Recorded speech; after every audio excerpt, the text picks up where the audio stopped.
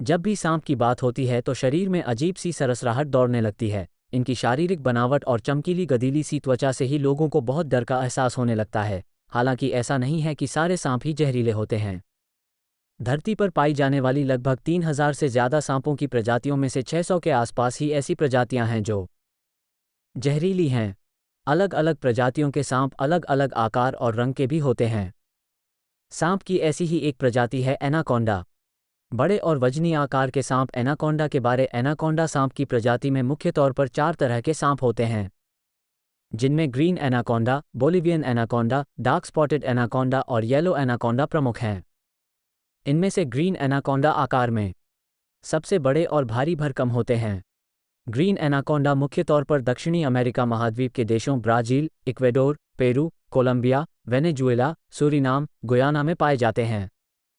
Green anaconda सांप का वजन सबसे ज़्यादा होता है। हालांकि लंबाई के आधार पर यह सबसे लंबा सांप नहीं है। जहां तक नर और मादा एनाकोंडा की लंबाई की बात है तो नर की तुलना में मादा एनाकोंडा ज़्यादा लंबा होता है। बहुत से लोगों को ये गलतफहमी होती है कि एनाकोंडा सांप में जहर होता है, लेकिन ऐसा नहीं है। एनाकोंडा में जहर नहीं होता है, लेकिन इसका ये कतई मतलब नहीं है कि ये सांप खतरनाक नहीं होते हैं।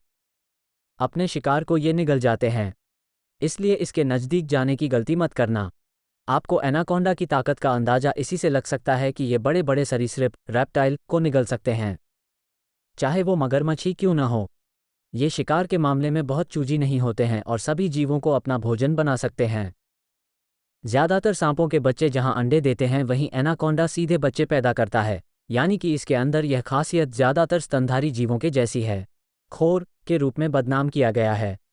यहाँ तक कि अमेज़ोनियन लोककथाओं में भी विशाल एनाकोंडा सांप को एनकेंटाडो कहा जाता है, एक आकार बदलने वाला पौराणिक प्राणी जो उन मनुष्यों का अपहरण करने के लिए जाना जाता है जिनके साथ वे प्यार करते हैं। हालांकि एनाकोंडा के इंसानों को खाने के दावे और फर्जी तस्वीरें सामने आई हैं, लेकिन ये असत्यापित है और निश्चित रूप से सच नहीं है। हाल ही में डिस्कवरी चैनल के विशेष कार्यक्रम ईटन अलाइव को लेकर कुछ हलचल मची थी, जहां सांप रोधी सूट पहने एक प्रकृतिवादी को हरे एनाकोंडा द्वारा खाया जाना था। एनाकोंडा प्रकृतिवादी को खाने के लिए बिल्कुल भी इच्छुक नहीं था, भयभीत था और भागने की कोशिश की। बहुत उकसाने के बाद ही एनाकोंडा ने उस पर हमला किया। कई लोगों ने इस गैर जिम्मेदाराना स्टंट पर अपना आक्रोश व्यक्त करने के लिए सोशल मीडिया का सहारा लिया और डिस्कवरी चैनल की इस बात के लिए आलोचना की कि वो पूरी तरह से वैज्ञानिक प्रकृति से परे कुछ प्रसारित कर रहा है जिससे जानवरों को नुकसान हो सकता है।